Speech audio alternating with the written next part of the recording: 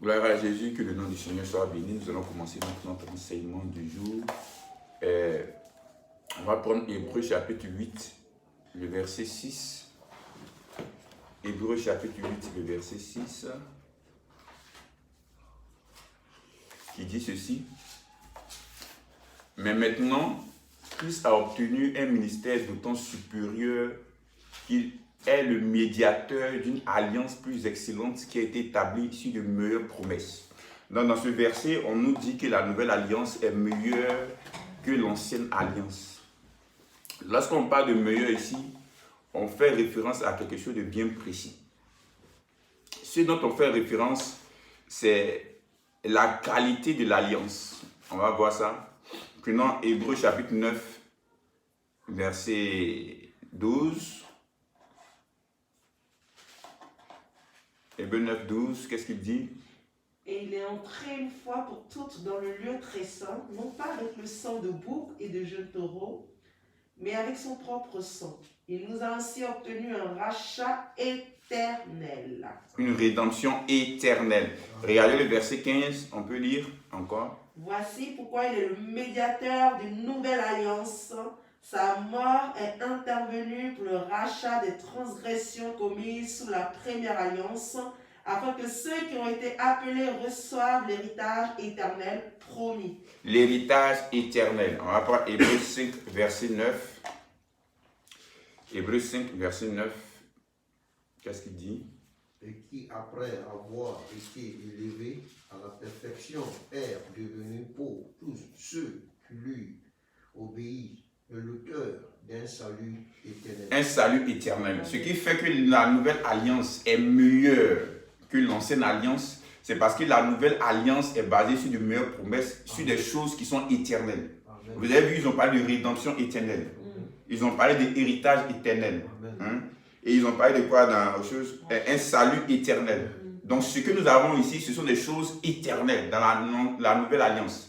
Mais l'ancienne alliance, c'était des choses qui étaient temporaires, qui étaient limitées dans le temps, pointant. Par exemple, les sacrifices des animaux, c'était pour un temps. On va faire les sacrifices des animaux jusqu'à ce que Christ vienne. Amen. Et que lorsque Christ accomplisse le sacrifice à la croix, on ne fera plus les sacrifices d'animaux. Donc les sacrifices d'animaux pour que nos péchés nous soient expiés, c'était pour un temps. C'était de façon temporaire. Et regardez, Hébreux 10.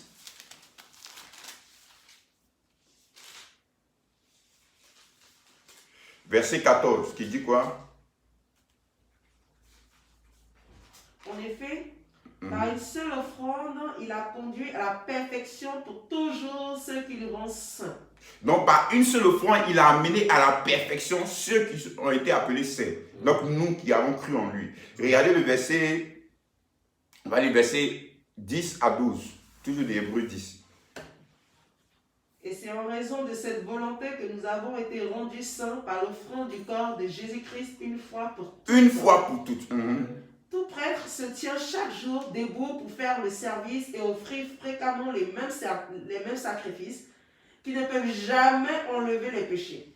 Tandis que Christ, après avoir offert un seul sacrifice pour les péchés, s'est assis pour toujours à la droite de Dieu. Donc après avoir offert un seul sacrifice pour toujours, il va s'asseoir.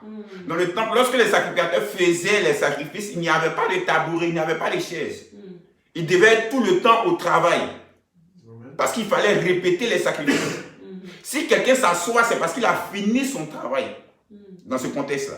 Donc Christ s'est assis parce qu'il avait fini son travail. Et son travail, c'était quoi? C'était l'offrande de son corps. Un seul sacrifice. En versant son sang, il a fait ce que la loi demandait. Ce que la prophétie dans l'ancienne alliance avait déjà prédit. Est-ce que vous comprenez? Donc en Christ, nous avons un salut éternel, dit Amen. Amen. Nous avons une rédemption éternelle, dit Amen. Amen. Nous avons un héritage éternel. Amen. Donc Hébreux 10:1 dit que la loi était l'ombre des choses à venir. Donc l'ancienne alliance, c'était l'ombre, c'était la préfiguration. C'était l'image de ce que Christ allait accomplir. On voit cela dans Colossiens chapitre 2. On va lire ça. Colossiens chapitre 2. Regardez versets 16 à 17. Colossiens chapitre 2, versets 16 à 17. Tu peux lire, Eden? Je lis la parole. Que personne donc ne vous juge au sujet du manger ou du boire, ou au sujet d'une fête, d'une nouvelle lune, des sabbats. C'était l'ombre des choses à venir, mais le corps est en Christ. Donc l'ancienne alliance, c'était l'ombre. C'était la préfiguration, c'était l'image. Mais là, la nouvelle alliance, c'est quoi? C'est la substance. En d'autres termes, l'ancienne alliance préfigurait Christ. La nouvelle alliance manifeste Christ. Vous comprenez? Regardez Hébreux chapitre 11. Hébreux 11. Regardez ce que la Bible déclare. Hébreux 11, verset 40. Hébreux 11, verset 40. Dans Hébreux chapitre 11, ils vont te parler de tous les hommes qui ont marché par la foi devant Dieu. Ils ont parlé d'Abel, ils ont parlé d'Isaac, ils ont parlé d'Abraham, ils ont parlé de Moïse, ils ont parlé de Joseph, ils ont parlé de Samson, ils ont parlé de tous ceux qui ont marché par la foi. Daniel, tout et tout. Maintenant, verset 40 à la fin, qu'est-ce qu'ils vont dire? Non, prenez le verset 39 à 40. Tout cela, bien qu'ayant reçu un bon témoignage grâce à leur foi, n'ont pas obtenu ce qui leur avait été promis. Car Dieu avait en vue quelque chose de meilleur pour nous. Ainsi, il ne devait pas parvenir sans nous à la perfection. À la perfection. Donc les gens qui ont vécu avant la croix de Christ, ils ont obtenu un bon témoignage. Par la foi Abel, par la foi Moïse, par la foi. Mais ils n'ont pas reçu ce qu'il y avait de meilleur. Parce que ce qu'il y avait de meilleur, c'est en Christ. Ils ont reçu les choses par la foi en ce que Christ allait accomplir. Vous voyez, non? Ils avaient en avant, au devant d'eux, l'œuvre que Christ allait accomplir. Donc, ils n'étaient pas dans la perfection. Mais nous qui vivons après la croix de Christ, nous vivons dans la perfection. Amen. Est-ce que vous comprenez? Donc, nous qui avons cru en Christ, en sa mort, en son ensevelissement et à sa résurrection, nous avons la perfection en Christ. Donc, lorsque Dieu te voit parfait. Amen. Le sang des animaux ne pouvait pas les rendre parfaits. Mais nous, le sang de Christ nous rend parfaits. Alléluia. Donc, c'est pourquoi on dit que la nouvelle alliance est meilleure, est plus excellente que l'ancienne alliance. Alléluia. Regardez, on va voir ce dont la Bible déclare par rapport à la loi. Encore, Hébreux 8, verset 13. Hébreux 8, verset 13. On va beaucoup lire Hébreux. Pourquoi? Parce que Hébreux fait beaucoup la comparaison entre la loi et la grâce, entre l'ancienne alliance et la nouvelle alliance. Hébreux 8, verset 13. Quelqu'un peut lire Hébreux 8, verset 13. En disant une alliance nouvelle, il a déclaré la première ancienne. Or, ce qui est ancien, ce qui a vieilli, est près de la disparition. Est près de disparaître. Ici, dans ta version, on dit quoi? Et pendant qu'une nouvelle alliance laisse... Verset 13. 8, verset 13. En parlant d'une alliance nouvelle, le Seigneur a déclaré ancienne la première. Or, ce qui est ancien, ce qui a vieilli, est près de disparaître. Pareil, est près de disparaître. Dans d'autres versions, est près d'être évanoui, d'être anéanti. Dans la version anglaise, on dit vanish away. Est en train d'être évanoui, est près d'être anéanti. Lorsque vous allez voir le mot disparaître en grec, c'est quoi? Anéanti. Pourquoi est près d'être anéanti? Parce qu'en ce moment où l'auteur des Hébreux est en train d'écrire l'épître aux Hébreux, le temple existait encore. Le temple était détruit 70 après Jésus-Christ. Est-ce que vous suivez? Mais pour les Juifs, ce qui représentait la loi, l'ancienne alliance, c'était le temple. Parce que c'est dans le temple qu'on partait faire les sacrifices. Donc la Bible déclare que lorsque la nouvelle alliance va venir, l'ancienne alliance va disparaître. Amen. Pourquoi? Parce que l'ancienne alliance était l'ombre, était la préfiguration, était l'image, l'illustration de ce que Christ allait faire. Maintenant que la substance est venue, on n'a plus besoin de l'ancienne alliance, de l'ombre. Je ne sais pas si vous comprenez. Donc ça va disparaître. Donc on ne peut pas vivre dans l'ancienne alliance et dans la nouvelle alliance en même temps. Ce n'est pas possible. Amen. Amen. Regardez, on va voir Galates. Galates chapitre 3. Pour vous amener encore mieux comprendre. Amen. Galates chapitre 3. Versets 24 à 25. J'ai eu la parole. Galates 3, 24 à 25. Ainsi, la loi a été comme un précepteur pour nous conduire à Christ, afin que nous soyons justifiés par la foi. La loi étant venue, La foi étant venue, nous ne sommes plus sous ce précepteur. Donc la Bible déclare que la loi est comme un pédagogue. Vous suivez? Un précepteur, un pédagogue qui veut nous conduire à Christ. Pourquoi? Je vous enseigne que la loi fait quoi? La loi, lorsqu'elle vient, elle vient trouver une faute en toi. Elle vient exposer ton péché. Elle vient exposer ton état. La loi vient exposer l'état de l'homme devant l'homme, pas devant Dieu. Dieu connaît déjà ton état. Mais l'homme ne savait pas qu'il était dans un état pécheur. En d'autres termes, dans un état séparé de Dieu. On va prendre Romains 5, 14, vous allez mieux comprendre. Après, on va revenir sur Galates 3. Romains 5, verset 13, 14. Verset 13, 13 seulement. Car jusqu'à la loi, le péché était dans le monde. Or, le péché n'est pas imputé quand il n'y a point de loi. Avant que la loi n'arrive, l'homme était déjà pécheur. Vous comprenez? Depuis le jardin d'Éden, on dit par un seul homme, le péché est entré dans le monde. Donc, depuis le jardin d'Éden, le péché est entré dans le monde. Donc, le péché va affecter les gens. Donc, les hommes seront déjà pécheurs. Est-ce que vous comprenez? On va voir par exemple Caïn, du moins, qui va tuer son frère Abel. Donc, l'homme était déjà pécheur. Mais l'homme ne se rendait pas compte de cela. L'homme ne se tenait pas responsable pour ce qu'il fait. Imaginez par exemple, sur une route départementale, à chaque fois tu roules à 150 km à l'heure. Sans souci, 150. Jusqu'à ce qu'un jour, tu vois sur la même voie départementale un panneau qui dit 90, limitation de vitesse. Est-ce que c'est le panneau qui te faisait rouler avant très vite? Non. Tu roulais déjà très vite. Mais tu ne savais pas que rouler à plus de 90 km à l'heure était dangereux pour toi. Mais le panneau vient t'avertir, vient te tenir responsable. Lorsque tu vas dépasser les 90 km, il va avoir quoi? Une prise de conscience. Tu vas comprendre que tu es quelqu'un qui roulait très vite. Ce n'est pas le panneau qui l'a fait, mais le panneau t'amène à prendre conscience de ce que tu faisais avant qui n'était pas bien. Vous comprenez? C'est ça la raison d'être de la loi. La loi vient te montrer que tu étais pécheur, qu'il y a des choses que tu faisais qui n'étaient pas bien. Donc il vient te révéler à toi, ton état de pécheur. Maintenant que tu as pris conscience que tu es pécheur, et que malgré toutes tes œuvres, malgré tous tes efforts, tu ne peux pas te sauver, qu'est-ce que tu vas faire? Tu vas te tourner vers Dieu et tu vas crier à Dieu pour qu'il puisse venir te sauver. Est-ce que vous comprenez? Donc la loi, c'est comme un pédagogue qui vient te conduire à Christ. Lui, c'est son rôle. Te montrer que tu es pécheur et par conséquent, tu as besoin d'être sauvé, tu as besoin d'être racheté. Lorsque tu viens à Christ, la loi a fini de jouer son rôle. Vous comprenez? Donc, lorsque tu viens à Christ par la foi, tu ne peux plus être sous la loi. Parce que la loi t'a conduit à Christ. Donc, la loi est comme un pédagogue, est comme un précepteur qui vient t'enseigner les choses, qui dit non, fais pas ça, attention, attention, attention, attention. Mais lorsque maintenant tu viens à Christ, la loi dit, bon, j'ai fini mon rôle, je m'en vais. C'est pourquoi la Bible déclare dans Romains 10,4 que Christ est la fin de la loi. Lorsque tu viens à Christ, la loi ne peut plus venir maintenant s'imposer à toi. Je ne sais pas si vous comprenez.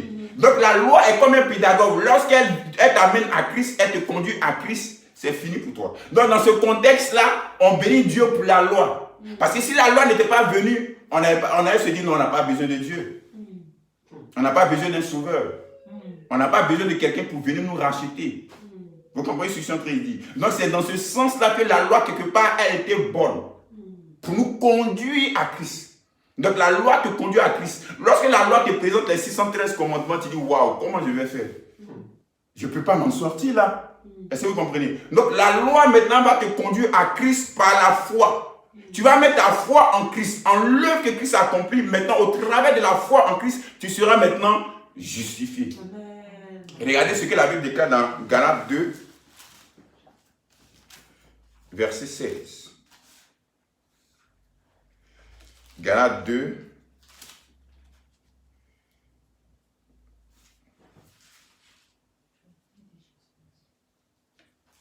non, ce n'est pas Galates 2, 16. Attendez, je vais trouver le verset. Et on va prendre Galates 3 à partir du verset 1. Le livre de Galates a été écrit par l'apôtre Paul. Pourquoi? Parce qu'il y a les chrétiens, étant justifiés par Christ, par leur foi en Christ, vont maintenant se mettre sous la loi. Donc Paul va apprendre cela et Paul va aller écrire le livre de Galates. Vous comprenez? Pourquoi? Parce qu'ils sont chrétiens et ils veulent se mettre sous la loi. Vous suivez? Et regardez Galates 3, on va lire à partir du verset 1 au verset 5. Quelqu'un peut lire? Galates sans intelligence, qui vous a fasciné pour que vous n'obéissiez plus à la vérité. Vous, aux yeux de qui Jésus-Christ a été décrit comme crucifié. Voici seulement ce que je veux apprendre de vous. Est-ce en pratiquant les œuvres de la loi que vous avez reçu l'Esprit, ou en écoutant l'Évangile avec foi, manquez-vous à ce point de bon sens? Après avoir commencé par l'Esprit, voulez-vous maintenant finir par vos propres forces? Avez-vous tant souffert pour rien? Si du moins c'est pour rien, celui qui vous accorde l'Esprit et qui accomplit des miracles parmi vous, le fait-il donc parce que vous pratiquiez les œuvres de la loi ou parce que vous écoutez avec foi? Donc l'apôtre Paul dit, il ne comprend pas. Vous avez commencé par la foi et puis vous voulez terminer par la loi. Vous avez commencé par le Saint-Esprit, vous voulez terminer par la chair. Donc la chair, c'est quoi? C'est la loi. Parce que la loi veut t'amener à faire quoi? Des œuvres. Des œuvres. Des œuvres. Donc par ta chair. Vous comprenez? Maintenant, l'évangile, c'est quoi? C'est la foi, comme on a vu le dimanche dernier. Vous comprenez ce que je suis en train de dire? Donc l'apôtre Paul dit, comment vous avez commencé par la foi et vous voulez terminer par la loi? Si vous avez commencé par la foi, pourquoi vous ne voulez pas terminer par la foi? Si vous avez commencé par la nouvelle alliance, pourquoi vous ne voulez pas terminer par la nouvelle alliance? Donc l'un des problèmes majeurs que nous avons, c'est que les chrétiens qui sont sous la nouvelle alliance, donc sous la grâce, veulent marcher avec la loi, avec l'ancienne alliance. Or que l'ancienne alliance était la préfiguration, était l'ombre des choses à venir, était l'ombre de Christ. Maintenant la nouvelle alliance, c'est la substance, c'est le corps, la réalité de Christ. Est-ce que vous comprenez? Du moment maintenant où tu as la réalité de Christ, tu n'as plus besoin de quoi? De la loi. Imaginez-vous. Lorsque j'étais en Côte d'Ivoire, que ma femme était ici en Europe, j'avais une photo dans mon portefeuille. À chaque fois que ma femme me manquait, il faisait quoi? Il enlevait la photo, sa photo. Et puis tu me manques, tu me manques. Est-ce que vous comprenez ce que je suis en train de dire? Parce qu'elle me manquait, ma charmante épouse. On ne pouvait pas se voir, on était séparés de 6000 km. Est-ce que vous comprenez? Maintenant que je suis venu en France, maintenant qu'elle est à côté de moi, est-ce que je vais enlever la photo et dire, oh, tu me manques, chérie. Oh. La photo était l'ombre de ma femme. Maintenant que j'ai eu ma femme, je n'ai plus besoin de la photo. Amen. Parce que la réalité est là, je la touche. Amen. Elle est palpable. Est-ce que vous comprenez? Donc je n'ai plus besoin de la photo. Donc maintenant que tu as la réalité, qui est la nouvelle alliance, tu n'as plus besoin de la photo, de l'ombre qui est l'ancienne alliance. Parce que l'ancienne alliance ne pouvait pas te justifier. Mais la nouvelle alliance t'a justifié par ta foi en Christ. Amen. Donc l'apôtre Paul dit, est-ce que tu as reçu le Saint-Esprit par les yeux de la loi? En d'autres termes, est-ce que le Dieu t'a accordé le Saint-Esprit parce que tu as obéi aux 613 commandements? Non. Non. C'est parce que tu as mis ta foi en ce que Christ a fait que tu as reçu le Saint-Esprit. Quand Dieu opère des miracles au milieu de vous, est-ce que c'est au travers des œuvres de la loi? Non. C'est au travers de quoi? C'est au travers de l'évangile de Christ, de ta foi en Christ. Donc si tu as commencé par la foi, termine par la foi. Regardez ce que Romains 1,16 dit. Non, avant on va rester dans Galates. Prenons Galates 4, versets 4 à 5. Galates chapitre 4, versets 4 à 5. Qui dit quoi? Mais lorsque le moment est vraiment venu, c'est ça. Dieu a envoyé son Fils, né d'une femme, né sous la loi, pour racheter ceux qui étaient sous la loi, afin que nous recevions le statut d'enfant adoptif. Donc nous recevions le statut d'enfant. Le mot adoption en grec, c'est quoi? Une position. Ce n'est pas comme on voit dans le monde, le système du monde, tu vas dans un orphelinat peut-être pour prendre. Non, c'est le statut d'enfant, le positionnement d'enfant de Dieu. À tous ceux qui l'ont reçu, à tous ceux qui croient en son nom, Jean 1, verset 12, il leur a donné le pouvoir de devenir enfant de Dieu. Donc tu es devenu enfant de Dieu comment? Parce que Christ t'a racheté de la loi. Donc Christ est né sous la loi pour nous racheter de la loi. Dans la version française, pour nous délivrer de la loi. Donc Christ est venu sous la loi pour te délivrer de la loi. Pour ne pas que la loi puisse t'imposer son dictat. Non, c'est pourquoi il a dit, je ne suis pas venu abolir la loi, mais je suis venu l'accomplir. Étant né sous la loi, c'est pour venir accomplir la loi. Donc toi qui es dans la nouvelle alliance, tu es mieux que ceux qui étaient sous la loi. Donc ne cherche pas à devenir comme Moïse. comme Élie, comme Jérémie. Mais cherche à devenir comme Christ. Et tu es déjà comme Christ. Alléluia. C'est Adam. Alléluia. Est-ce que tu comprends ce que je suis en train de dire? Donc c'est important de comprendre, c'est important de réaliser cela. C'est pourquoi Jésus va dire, de tous les hommes qui sont nés d'une femme, Jean-Baptiste est le plus grand.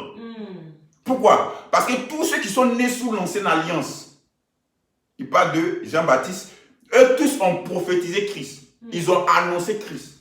Mais Jean-Baptiste, non seulement il a prophétisé Christ, mais il a vu Christ. Donc il est le plus grand. Il a reconnu qui était le Christ. Vous comprenez? Il dit, voici l'agneau de Dieu qui ôte le péché du monde. Mais la Bible déclare, le plus petit dans le royaume de Dieu est plus grand que Jean-Baptiste. Donc toi, dans la nouvelle alliance, tu es plus grand que tous ceux qui étaient dans l'ancienne alliance.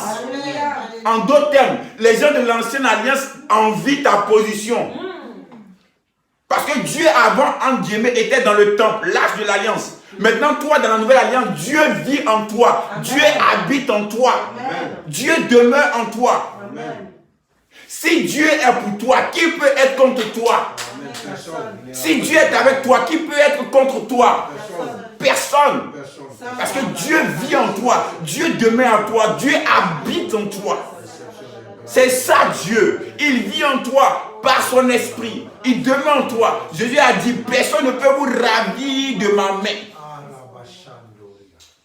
David pouvait dire, j'ai envie d'habiter dans le lieu secret. Toi, tu habites déjà dans le lieu secret qui est Christ. Dieu était en Christ, réconciliant le monde avec lui-même. Ce dont David a aspiré, toi, tu as la réalité de cela. Alléluia. L'Éternel est ton berger. Tu ne manqueras de rien. Quand bien même tu passes dans la vallée de l'ombre de la mort, tu ne craindras aucun mal. Ni la terreur de la nuit, maintenant je complète, ni même le virus, personne ne peut t'atteindre, parce que Dieu est avec toi, Dieu vit en toi, Dieu habite en toi. Il faut être convaincu de cette réalité-là, parce que tu es dans la nouvelle alliance, parce que tu es dans la réalité, tu es dans la substance qui est Christ. Donc étant en Christ, tu as les meilleures promesses. Si les gens de l'ancienne alliance ont vécu des choses extraordinaires, à plus forte raison, toi qui es dans la nouvelle alliance, tu vas vivre des choses encore plus extraordinaires parce que Dieu habite en toi. Il vit en toi, Dieu. Alléluia. On va prier. Je veux prier au nom de Jésus. On va lire ce verset pendant que avant de prier.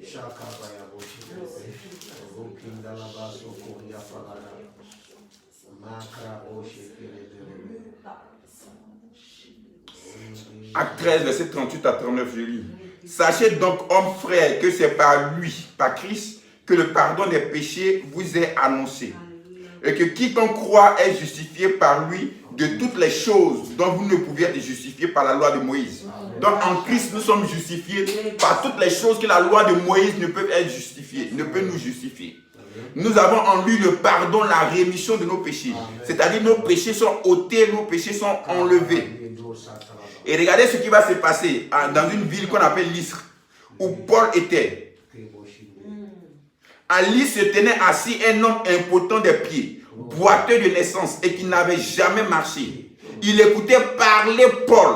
Et Paul, fixant les regards sur lui et voyant qu'il avait la foi pour être guéri, dit d'une voix forte, « Lève-toi, droit sur tes pieds. » Et il se leva d'un bond et marcha. À la vue de ce que Paul avait fait, la foule éleva la voix et dit en langue lycaonienne, « Les dieux sont sous une forme humaine, sont descendus vers nous. » En fait, pourquoi est-ce que le boiteux était guéri? Le boiteux était guéri parce qu'il a entendu l'évangile, parce qu'il a entendu la nouvelle alliance, parce qu'il a entendu que par la foi en Christ, nous avons le pardon de nos péchés. Ce qui fait que le diable a encore de l'autorité sur l'homme. C'est à cause de ses péchés. Mais la Bible déclare que toi, tous tes péchés te sont pardonnés et te sont enlevés. Il n'a plus de pouvoir sur toi. Lorsque tu entends ce genre de message, tu vas changer dans ta condition physique. La maladie ne peut plus maintenant sévir en toi. Jésus va dire aux boiteux, aux paralytiques que les gens ont emmenés depuis le trou du toit de la maison. On dit 4 hommes ont porté ce boiteux, ce paralytique. Et Jésus va lui dire, Tes péchés te sont pardonnés. Et après, il va lui dire, lève-toi et marche. Parce que lorsque tes péchés te sont pardonnés, la maladie ne peut plus résister. Lorsque tu comprends, tu réalises cela, le diable n'a plus de pouvoir. La maladie n'a plus de pouvoir. La pauvreté n'a plus de pouvoir. Les situations de la vie n'ont plus de pouvoir sur toi. C'est toi qui es vainqueur. Tu es plus que vainqueur en Christ. Toi qui m'écoutes, je déclare au nom de Jésus la puissance du Saint-Esprit en toi. Tu as compris l'évangile, que tes péchés te sont pardonnés, que tu es justifié par la foi en Christ.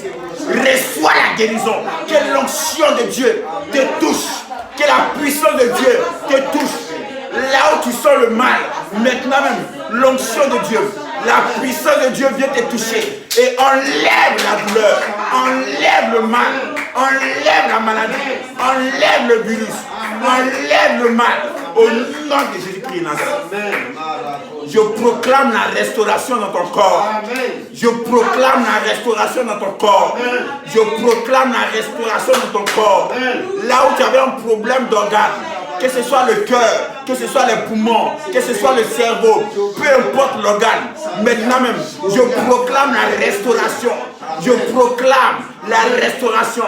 Tu reçois de nouveaux artères, tu reçois de nouveaux nerfs, tu reçois de nouveaux muscles, tu reçois de nouveaux organes au nom puissant de Jésus-Christ Nazareth. Tu reçois de nouveaux tendons. Maintenant même, ton sang est sanctifié et purifié. Tout ce qu'il y avait de mauvais dans ton sang est enlevé et extirpé parce que tes péchés te sont pardonnés par Christ. Christ a enlevé, ôté tes péchés. Marche dans la victoire. Marche dans la victoire. Que la grâce de Dieu soit avec toi. Que la faveur de Dieu soit avec toi. Que la paix de Dieu soit avec toi. Mais maintenant, Christ a obtenu un ministère d'autant supérieur qu'il est le médiateur d'une alliance plus excellente qui a été établie sur de meilleures promesses. Il y a des choses que tu dois refuser parce que tu comprends que la nouvelle alliance dans laquelle tu te trouves est plus excellente, est basée sur de meilleures promesses. Tu vas vivre des choses extraordinaires lorsque tu comprendras que tes péchés te sont pardonnés, tes péchés te sont ôtés, que tes péchés te sont remis. Tu vas comprendre et réaliser cela. Tu vas voir la révélation de la justice de Dieu. Tu vas marcher dans des choses extraordinaires. Tu vas vivre des choses extraordinaires. Il y a des choses que tu ne vas pas accepter, que tu ne vas plus accepter, que tu ne vas plus admettre. Parce que tu auras compris que la nouvelle alliance dans laquelle tu te tiens est une alliance excellente, basée sur de meilleures promesses. Seigneur, merci pour ta grâce dans la vie des uns et des autres. Merci pour ta grâce. Merci pour ta grâce. Merci pour ta grâce. Et que tu donnes à tes enfants de rendre témoignage de ta grâce, de ta grâce, de rendre témoignage de ta grâce, de ta faveur, qui vient dire, voilà ce que j'avais. Mais maintenant, lorsque j'ai compris la révélation que mes péchés me sont pardonnés, étant dans la nouvelle alliance, voilà ce que j'ai vu se manifester dans ma vie. Voilà ce que j'ai vu arriver dans ma vie. J'ai vu la gloire de Dieu se manifester. J'étais malade et j'ai été guéri. J'étais empiffré dans une situation. Mais voilà que Dieu m'a sorti de là. Parce que j'ai compris que l'ennemi n'a plus de pouvoir sur moi. Car mes péchés me sont pardonnés. Seigneur, merci pour ta grâce. Merci pour ta faveur. Que toute la gloire te revienne, Père. Au nom de Jésus-Christ. Amen. Vous connaîtrez la vérité et la vérité vous rendra libre. Comme ma charmante épouse et moi, nous avons l'habitude de vous dire. Que Dieu vous bénisse. À la prochaine.